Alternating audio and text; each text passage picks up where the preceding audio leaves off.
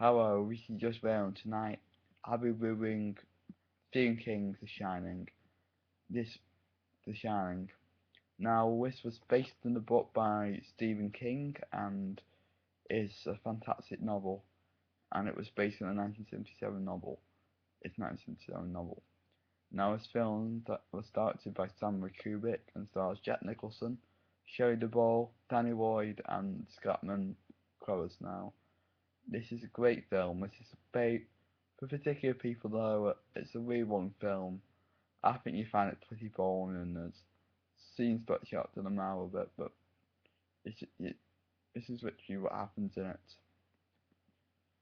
This is literally what happens in it. It starts off with as it see a car driving through the mountains and we introduce Richie to the main character Jack Torrance, who we all know will get possessed by spirits later on. And he goes in and he talks with the talks with the owner, not sure what he's called, but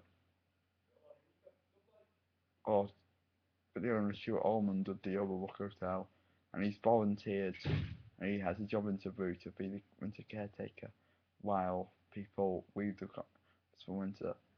Now, of course, he agrees straight away, and he gets full frontier of what's happened there, like like the old owner Richie Grade, who we introduced as a ghost in the later scenes, killed his mum, went mad, got possessed, and killed his wife and his two daughters, who played the most scariest scenes of all time.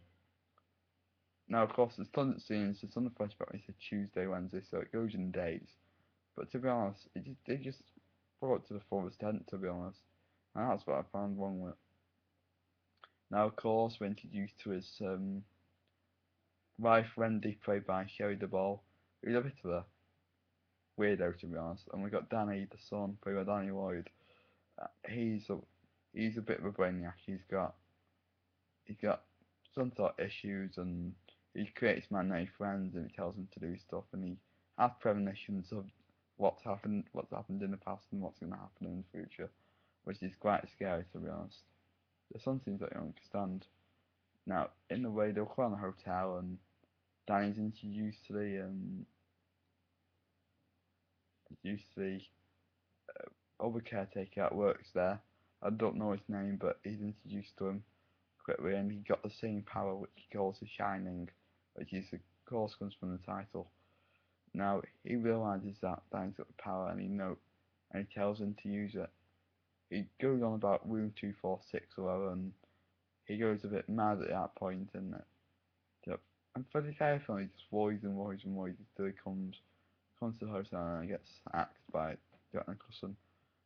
Now, of course, through the days, the snowstorm starts, and you can see he goes a little bit. He's starting to go a bit whoopy. He starts angering and swearing at his wife because he's a waffle, and he goes a little bit mad with touching Danny, and he gets brain for everything, and and he starts to go a little bit crazy. Now, for some strange reason, the bar goes into it stayed in the old 1920s, which I thought was a unique thing.